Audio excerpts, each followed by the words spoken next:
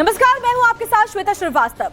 स्वामी Avimukteshwaranand Saraswati police action की खबरों के बीच सियासत जोरों पर है। कल तक अखिलेश यादव और उनकी समाजवादी पार्टी शंकराचार्य के समर्थन में थी, तो आज कांग्रेस भी एक कदम आगे बढ़कर सनातन सत्ता और सियासत की लड़ाई में कूद पड़ी है। उत्तर प्रदेश कांग्रेस अध्यक्ष अजय राय वाराणसी में अविमुक्तेश्वरानंद के आश्रम पहुंचे, उनसे मुलाकात किया और कानूनी कार्रवाई के खिलाफ स्वामी अविमुक्तेश्वरानंद सरस्वती को अपना समर्थन दे दिया।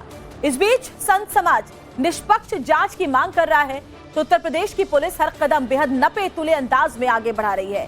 लेकिन सवाल है कि क्या ये मामला कानून के दायरे में ही सुलझेगा या फिर सनातन और सियासत के इस टक्कर में कुछ और ही रंग देखने को मिलेगा।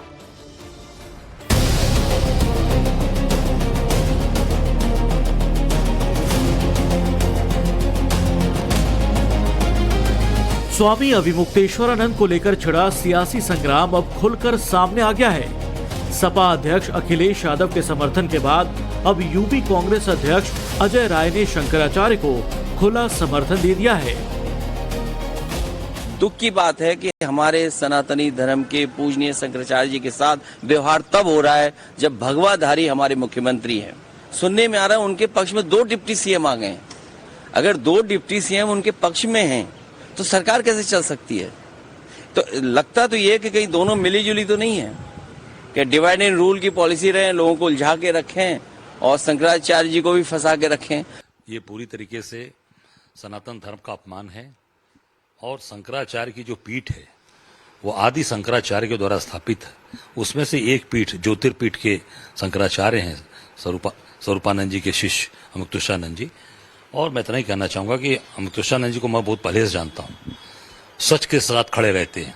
तो ये लोग पूरी तरीके से धर्म को ध्वस्त कर रहे हैं। शंकराचार्य का ये अपमान, ये पूरे सनातन का अपमान है, देशवासियों का अपमान है।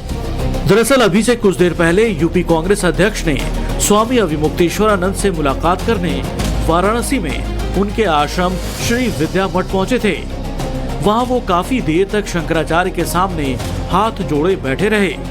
स्वामी अविमुक्तेश्वरानंद पर एफआईआर के बाद गिरफ्तारी की तलवार लटकी तो मामला हाईकोर्ट पहुंच गया। शंकराचार्य ने पॉक्सो एक्ट के तहत दर्ज हुए केस में गिरफ्तारी के खिलाफ हाईकोर्ट में अग्रिम जमानत याचिका दाखिल की है। एफआईआर में और न्यायालय के आदेश में सबूतों का जिक्र नहीं था, तो मुझे लगता है कि पुलिस अभी सबूतों को जुटाएगी। सबूत जुटाने के बाद ही वह गिरफ्तारी की बात सोचेगी। देखें, गिरफ्तार करना और न करना ये उनकी समझदारी पर डिपेंड करता है। न करते तो ये सामान्य नागरिक के रूप में मेरी राय है कि न करें, और अगर करते हैं तो ये उनके लिए बहुत खतरनाक होगा, आग से खेलना होगा और कुछ नहीं। लेकर सीएम योगी को सनातन का सबसे बड़ा दुश्मन बता रहे हैं, तो वहीं एफआईआर के बाद गिरफ्तारी की अटकलों को जन विद्रोह से बचने की पुलिस की टैक्टिक्स बता रहे हैं। गिरफ्तार ही करना होगा कि हमको शंकराचार्य का मान मर्दन ही करना है। गिरफ्तार करके ये संदेश देना है कि देखो इनको गिरफ्तार किया गया, इन्होंने अपराध किया था, ऐसा झूठा संदेश ही अगर फैलाना हो तो वो कर सकते हैं, कोई ऐसी बाधा नहीं है। लेकिन सच्चाई यही है कि सनातन की सबसे बड़ी दुश्मन इस समय तो भाजपा ही बनी हुई है, और विशेष करके गेरुआ कपड़ा पहन के गद्दी पे बैठे हमारे आदित्यनाथ बने हैं। अब बड़ा सवाल यही है कि प्रयागराज पुलिस शंकराचार्य की गिरफ्तारी करती है या फिर उन्हें हाईकोर्ट से राहत मिलती है। और सबसे बड़ा सवाल ये होगा कि क्या सपा कांग्रेस का वाकई सनातन प्रेम है या ये पूरी तरह से सियासी गेम है। तो सवाल अब कई सारे उठ खड़े हुए हैं। सबसे बड़ा सवाल तो यह है कि क्या एक आपराधिक मामले को सनातनी रंग देने की कोशिश हो रही है और उस पर विपक्षी पार्टियां अपनी सियासत चमकाने की कोशिश में है। क्योंकि सोचिए, आपको भी याद होगा उत्तर प्रदेश में जब माफियाओं पर या अपराधियों पर बुलडोजर एक्शन होता रहा है, तो फिर समाजवादी पार्टी, कांग्रेस सरीखी पार्टियां हमेशा ये कहती रही हैं कि धर्म देख करके एक्शन हो रहा है, और अब जब ये एक्शन हो रहा है तो भी वो कह रहे हैं कि सनातन का अपमान हो रहा है। इन तमाम सवालों का जवाब उनसे लेंगे और इस चर्चा को आगे बढ़ाएंगे। खास मेहमान हमारे साथ जुड़े हुए हैं। कौन कौन से मेहमान हैं आपको बता देती हूँ। तो देखिए, हमारे साथ मौजूद है इस वक्त अरुण कृष्ण महाराज जी, हिंदू धर्म गुरु जी। अरुण जी, बहुत बहुत स्वागत है आपका। इसके अलावा हमारे साथ जुड़े हुए प्रोफेसर धर्मेंद्र यादव, प्रवक्ता है समाजवादी पार्टी के। प्रोफेसर धर्मेंद्र यादव, आपका भी स्वागत है। और साथ ही साथ मेरे साथ जुड़े हुए संदीप त्रिपाठी, नेता कांग्रेस। संदीप जी, आपका भी बहुत बहुत स्वागत है। तो सबसे पहले समाजवादी पार्टी से सवाल कर लेते हैं। सवाल ये है, मुझे एक बात बताइए प्रोफेसर धर्मेंद्र यादव, कि आपको नहीं लगता कभी अगर अब जब आप सनातन की बात कर रहे हैं तो सीधे सीधे जो आम लोग हैं उनको ये समझ में आ रहा है, क्योंकि समाजवादी पार्टी की कभी छवि ऐसी रही नहीं। आपको याद होगा कि वाराणसी में इन्हीं शंकराचार्य और उनके समर्थकों पर लाठियां चलवाई गई थी आपके कार्यकाल में। तब शंकराचार्य नहीं थे, आज शंकराचार्य हैं। श्वेता जी, मुझे बेहद आपत्ति इस बात से है कि अगर आप लोग भी सर्टिफिकेट बांटना शुरू कर देंगे कि इनकी सनातन की छवि नहीं रही है, ये बात ठीक नहीं है। आप मुझे बताइए कि योगी आदित्यनाथ की पुलिस ने बटुक संतों को जूते से मारा, बटुक संतों की उंगलियां पैरों से कुचल दी, बटुक संतों को नंगा करके उन्हें जूते से मारा गया। ये सनातन विरोधी काम है या कोई दूसरा सनातन विरोधी काम है? आप भारतीय जनता पार्टी योगी सरकार को एक बार नहीं कह रही है। कार्यकाल में जो लाठियां चली हैं, हाँ, आप भारतीय जनता पार्टी पर भी बात करेंगे, उनसे भी सवाल लेंगे। आप पहले अपनी बात बताएं ना। समाजवादी पार्टी कार्यकाल में जो लाठी चलाने की बात हुई थी, उस पर माननीय न्यायालय ने मोहर लगाई थी कि वो जो काम कर रहे थे वो गलत कर रहे थे, कानून के विरोध में कर रहे थे। और कानून का पालन करवाना किसी भी स्टेट की जिम्मेदारी होती है। वो उस समय धर्म और जाति नहीं देखता, उसे कानून व्यवस्था कायम रखना जरूरी है। अभी अगर ठीक है, वो कानून का पालन न्यायालय ने कहा, अगर अभी संगीन आरोप लग रहे हैं, FIR दर्ज हो रही है, जांच आगे बढ़ रही है, तो ये कानून का पालन नहीं है। श्वेता जी, आरोप लगाना और दोष सिद्ध होना दोनों में बहुत बड़ा अंतर होता है। आज दिक्कत इस बात की है समाज में कि जो आरोप है उसे आदमी सत्य मान ले रहा है। जितने आरोप लगाए गए हैं आजकल शंकराचार्य के ऊपर, वो खाली द्वेष भावना से लगाए गए हैं। भारतीय जनता पार्टी की जो योगी सरकार की हठधर्मिता है, भारतीय जनता पार्टी की जो SUP है, वो छल, कपट, झूठ, धोखा, विश्वासघात, ये 5 SUP हैं। इसी पे भारतीय जनता पार्टी टिकी हुई है। अब उनकी बुनियाद दरक रही है। आप मुझे बताइए, उत्तर प्रदेश गौ हत्या करने में नंबर 1 है। 40% जो गौमांस का निर्यात है उत्तर प्रदेश से होता है। और योगी आदित्यनाथ ने जनता पार्टी के कार्यकाल में शुरू हुआ क्या? बिल्कुल, इनके कार्यकाल में भारत दुनिया का नंबर 1 बीफ एक्सपोर्ट वाला बना देश। नंबर 1 तो मुझे एक सवाल ये बताइए, ठीक है मैं समझ गई भारतीय जनता पार्टी बहुत खराब काम कर रही है, तो आगे विधानसभा चुनाव होने वाले हैं, पता चल जाएगा। खराब नहीं, हिंदू विरोधी काम कर रही है। हाँ, सवाल मेरा आपसे ये है कि अगर संगीन आरोप किसी के ऊपर लगते हैं, पॉक्सो एक्ट में केस दर्ज होता है, नाबालिगों के बयान दर्ज होते हैं, तो क्या जांच नहीं की जानी चाहिए सिर्फ इसलिए कि वो एक पद पर है? जांच भी नहीं होनी चाहिए?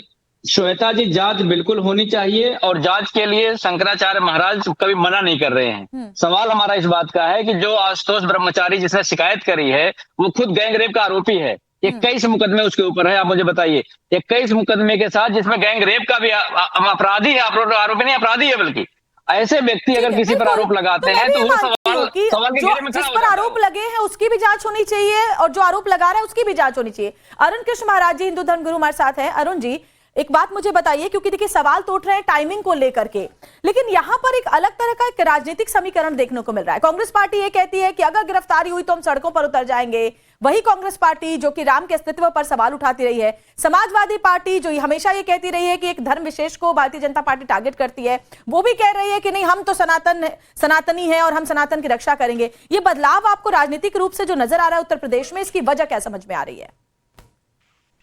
देखिए, शास्त्र कहते हैं साधनोति पराणी धर्म काराणी सा साधु। साधु के अपने अलग लक्षण होते हैं और मैंने सभी चैनलों पर देखा कि जितने भी हम लोग साधु संत धर्माचार्य पक्ष और विपक्ष दोनों में हैं, दोनों ने अपनी अपनी बातें रखी, लेकिन सबने एक बात सामान्य कही कि कांग्रेस और समाजवादी पार्टी ये योग्यता ही नहीं रखती कि वो सनातन धर्म के विषय बोले। एक बैठे हुए हैं स्वयं शंकराचार्य को पिटवाने वाले, एक उनके गुरु करपात्री महाराज को लाठी से पीटने वाले, जिनको गांधी खानदान को, पूरे गांधी खानदान को करपात्री महाराज ने स्वयं श्राप दिया कि तुमने गौओं को मरवाया, तुमने साधुओं को मरवाया, हमने तुम्हें क्षमा किया, तुमने गौओं को मरवाया, श्राप देते गांधी खानदान का विनाश होगा। ये करपात्री महाराज के शब्द हैं। चलो वो एक बात है। अभी आते हैं हम अपने शंकराचार्य पे। देखिए, मेरा तो ये विरोधी नहीं है कि वो शंकराचार्य है या नहीं, मेरा ये विरोधी नहीं है कि उनको, मैं तो ये कहता हूं कि यदि वो जो भी आशुतोष पांडे है वो अपराधी प्रवृत्ति का है, छवि का है, तो सबसे पहले उसकी जांच हो। और मैं ये कभी नहीं चाहूंगा कि शंकराचार्य अभिमुक्तेश्वरानंद जी को जेल जाना पड़े, मैं इसके, क्योंकि मेरे मन में उनके लिए अकाट सम्मान है। लेकिन यदि आप ये कहें कि समाजवादी पार्टी जैसी पार्टी जो जिस वक्त रामलला टेंट में एक छोटी सी प्रतिमा रखी रहती थी और ये लोग वहां झांकने नहीं जाते थे, उस वक्त समाजवादी तो अभी भी नहीं गए। ठीक है, मैं समझ रही हूँ। और आपने जो सवाल उठाया, एक हिंदू धर्म गुरु होने के नाते उनका जवाब हम संदीप त्रिपाठी से ले लेते हैं। संदीप त्रिपाठी जी, तो देखिए संत समाज का ये कहना है कि समाजवादी पार्टी और साथ ही कांग्रेस पार्टी कम से कम सनातन पर बोलने का हक नहीं रखती है। आपने राम सेतु का भी खंडन किया, आपने राम भक्तों को पिटवाया भी, आपने भगवा को भी आतंकवाद किया। आप एक मैं आपसे एक बात कहता हूँ, आप एक बात बता दीजिए, कांग्रेस से सनातन धर्म में क्या होता है? भारतीय जनता पार्टी और उससे आप सनातन धर्म के लिए कोई एक काम बता दीजिए, आप सनातन धर्म के लिए कोई एक काम बता दीजिए। ठीक है संदीप जी, एक काम बता दीजिए ना, वो आपसे पूछ रहे हैं कि सनातन धर्म के लिए कांग्रेस ने एक काम जो किया वो बता दीजिए। संदीप जी बता दीजिए, एक काम बता दीजिए उनको, आगे बढ़ते हैं फिर चर्चा। मुसलमानों के लिए तो आपने हजारों किए हैं, मुसलमानों के जिहादियों के लिए तो हजारों अरुण जी उनको बताने तो दीजिए, अरुण जी बताने दीजिए, बताइए संदीप जी काम बताइए, कांग्रेस ने क्या किया सनातन के लिए? सोम मंदिर का निर्माण संसद में कानून बनाकर कांग्रेस ने किया। 16 राज्यों में भैया क्या बातें कर रहे हो? कांग्रेस का विरोध किया, सोमनाथ मंदिर का, सोमनाथ मंदिर का विरोध किया, मंदिर बना है, डॉक्टर राजेंद्र प्रसाद को भी सोमनाथ मंदिर सोचिए आपको उंगलियों पे गिनना पड़ रहा है, आपके पास ज्यादा लंबी फेहरिस्त भी नहीं है।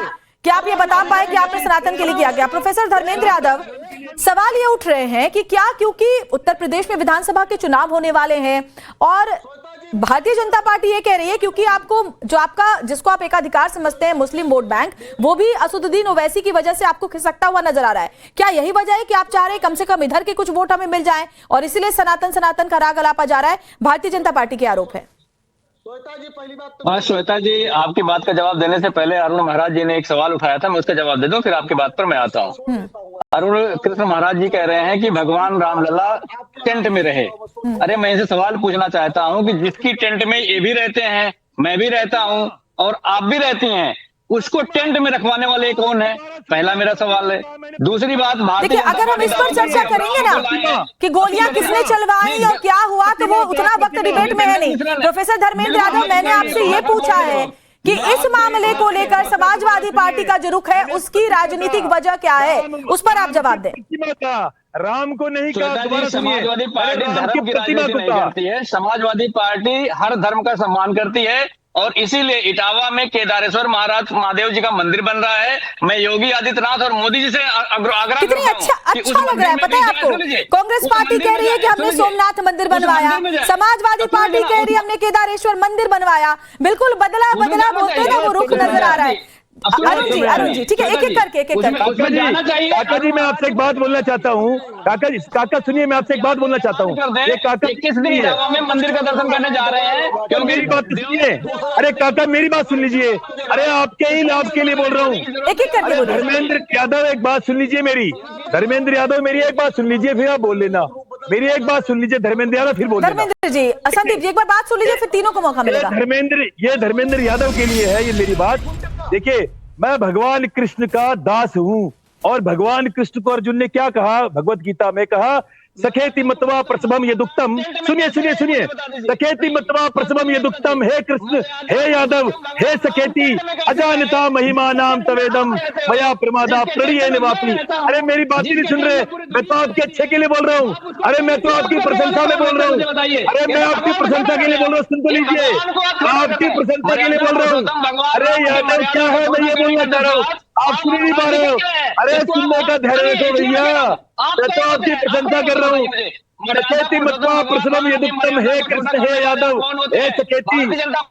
अरे मेरी बात सुनिए, मैं तो आपकी प्रशंसा कर रहा हूँ। अरे भैया आज आपको गिनाना पड़ रहा है कि सपाई पार्टी ने, कांग्रेसियों ने। ठीक है, संदीप त्रिपाठी काफी देर से बोलना चाह रहे हैं, उनको सुन लेते हैं। आप दोनों प्लीज अब संदीप त्रिपाठी को बोलने दें। बोले संदीप। देखिए सच्चाई यही है कि भारतीय जनता पार्टी किस तरीके से ऐसे लोगों को लेके आती है जिनका धर्म से भी वास्ता नहीं होता, लेकिन वो गेरुआ वस्त्र उनको पहना देंगे, उनके मुंह से ये चीजें कहलवाई जाती है। अभी राम मंदिर का मसला आया, मैंने सच्चाई रख दी। सुप्रीम स्वामी इस केस को लेके जाते हैं और उनका बयान है ये, अरे आप गाली देने लायक नहीं हो, आप गाली दो। अरे त्रिपाठी खूब गाली दो, खूब गाली दो, उसकी बात छोड़ो, खूब गाली दो, अपने कृष्ण पे हो, अपने हरा रंग दिखाओ, हरा रंग, भाजपा की हरा रंग दिखाओ, हरा रंग।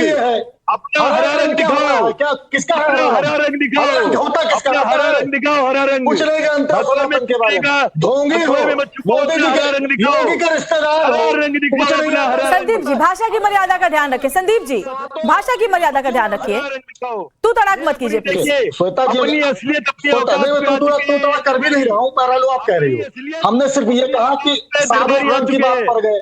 आप कौन होते हैं आप कौन होते हैं इस तरह से हिंदू धर्म गुरुओं को ये सर्टिफिकेट देने वाले कि कौन ढोंगी है, कौन सच्चा साधु है? आप मत दीजिए ना सर्टिफिकेट संदीप जी। इनको कौन सर्टिफिकेट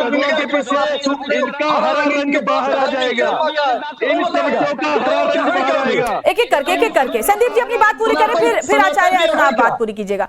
बोलिए संदीप जी। यस, देखिए यही अब ये साधु सन्यासी होके किस तरीके से दिखा रहा है कि किसी व्यक्ति को बोलने ही मत दीजिए। अरे भाई मेरी गलत सही बात तो आने दीजिए, पहले सुनो समझो तब बोलो, लेकिन सुनेंगे समझेंगे नहीं। अच्छा बोलिए तो सही। पहले दिन की कथा, भागवत के पहले दिन की कथा में लिखा है कि जब पंडा पुजारी और ढोंगियों ने धर्म को अधर्म कर दिया तो भगवान को अवतार लेना पड़ा। तो ये अधर्मी लोग धर्म के नाम पर धंधा कर रहे हैं, सच्चाई ये है।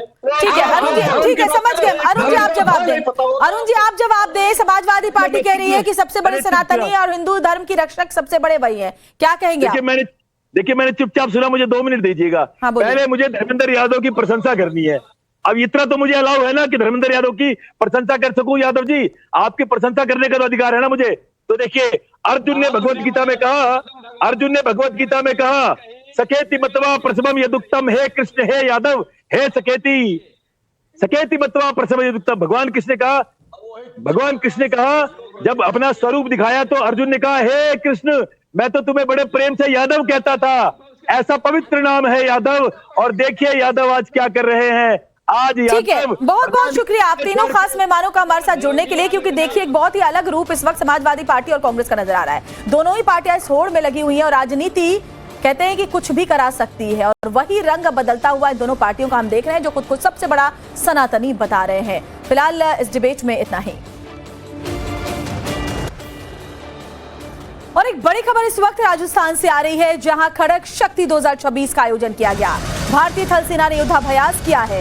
यह अभ्यास पश्चिमी कमान के खड़क कोर की तरफ से किया गया, जो भारतीय सेना का प्रमुख स्ट्राइक फोर्स है। यह ऑपरेशन सिंदूर के बाद पश्चिमी कमान का सबसे बड़ा और सबसे महत्वपूर्ण हाई इंटेंसिटी कॉम्बैट ड्रिल मानी जा रही है। इस अभ्यास में Apache attack helicopter, Chetak helicopter, tank, नए कॉम्बैट ड्रोन्स शामिल किए गए थे। पाकिस्तान की तपती रेत पर गरजती तोपें, तेज रफ्तार के साथ आगे बढ़ते बख्तरबंद कॉलम और आसमान से बरसती सटीक मारक क्षमता। जी हां, राजस्थान के बीकानेर महाजन फील्ड फायरिंग रेंज इस वक्त गवाह है भारतीय थल सेना के सबसे बड़े हाई इंटेंसिटी युद्ध अभ्यास खड़क शक्ति 2026 की। दरअसल आप देख रहे हैं कि इस वक्त इन्फेंट्री आगे की तरफ बढ़ रही है, क्योंकि सूचना है कि दुश्मन के छिपे होने की आशंका है। समय इन्फेंट्री आगे की तरफ मूव करी तो वहीं तमाम टैंक्स भी आगे जा रहे हैं। तो वहीं आप आसमान में देखेंगे कि ये स्वान ड्रोन्स हैं जो कि सर्विलांस कर रहे हैं, और साफ तौर पर जो मैदान में इन्फेंट्री आगे मूव कर रही है युद्ध के मैदान में दुश्मन के ठिकाने की तरफ, तो ऐसे में स्वान ड्रोन से सर्विलांस की जा रही है ताकि ज्यादा से ज्यादा नुकसान जो है वो दुश्मन का किया जाए। और निश्चित रूप से अदम्य साहस भी देखने को मिल रहा है, क्योंकि तमाम जो इन्फेंट्री है वो फायर आगे की तरफ कर रही है। तमाम आप जो देखेंगे टैंक्स आगे गए हैं दुश्मन के ठिकाने की तरफ, तमाम फायर किए जा रहे हैं। और निश्चित रूप से यही उद्देश्य है खड़क शक्ति एक्सरसाइज का, जो कि ऑपरेशन सिंदूर के बाद वेस्टर्न कमांड की सबसे बड़ी हाई इंटेंसिटी युद्धाभ्यास है, जिसका उद्देश्य है कि थल सेना का जो आपसी समन्वय है उसको आगे बढ़ते हुए आगे मॉडर्न वॉरफेयर में किस तरह हमारी मुस्तैदी और तैयारी है उसका परीक्षण करना। खड़क शक्ति 2026 में महाजन फील्ड फायरिंग रेंज में भारत के टैंक्स भी खूब गरजे। कैसे सेना ने इन टैंक्स के साथ युद्धाभ्यास किया, आपको इस रिपोर्ट में दिखा देते हैं। हथियारों की ताकत का प्रदर्शन नहीं, बल्कि इंटर आर्म्स और इंटर सर्विस तालमेल की वास्तविक परीक्षा का साफ तौर पर परीक्षण भी आप देखेंगे। किस तरीके से आर्टिलरी का फायर हो रहा है, तो वहीं दूसरी तरफ बख्तरबंद गाड़ियों में सवार जवान जो है वो दूसरी लोकेशन पर गए हैं, क्योंकि आर्टिलरी जब फायर करती है तो उस लोकेशन से दूसरी जगह मूव कर जाती है ताकि दुश्मन को उनकी लोकेशन जो है डिटेक्ट ना हो, क्योंकि दुश्मन के पास भी लैस जो है रडार सिस्टम मौजूद है। ऐसे में अपनी लोकेशन बताए बिना दूसरी लोकेशन पर आर्टिलरी मूव करती है, तो वहीं साथ के साथ उनको हमारे बख्तरबंद वाहन और पैदल सेना भी सपोर्ट देती है। तो वहीं तोपखाना, इंजीनियरिंग और लॉजिस्टिक इकाइयां एक ही मिशन प्रोफाइल में समन्वित रूप से काम करती है। ऐसे में आप देखेंगे कि ये टैंक है जो कि अब दुश्मन के ठिकाने को टारगेट करने के लिए यहां से फायर करने जा रहा है। साफ तौर पर आप देखेंगे कि ये समन्वित अभ्यास है, क्योंकि एक तरफ जहां हवा में साफ तौर पर जो हेलीकॉप्टर्स हैं और हमारी जो मारक क्षमता है उसका परीक्षण हम देख रहे हैं, दूसरी तरफ बीएमपीज और आर्टिलरी आपको ग्राउंड पर नजर आ रही। तो वहीं अब ये टैंक को उतारा गया है जो कि साफ तौर पर फायर कर रहा है, और ये दुश्मन के टारगेट को जो है वो इस टैंक के जरिए फायर किया गया है, जो कि दिखा रहा है कि किस तरीके से समन्वित रूप से तमाम जो सेना है वो युद्ध के मैदान में काम करती है, क्योंकि सिर्फ एक रणनीति से जो है वो साफ तौर पर युद्ध नहीं जीता जा सकता। ऐसे में तमाम रणनीतियां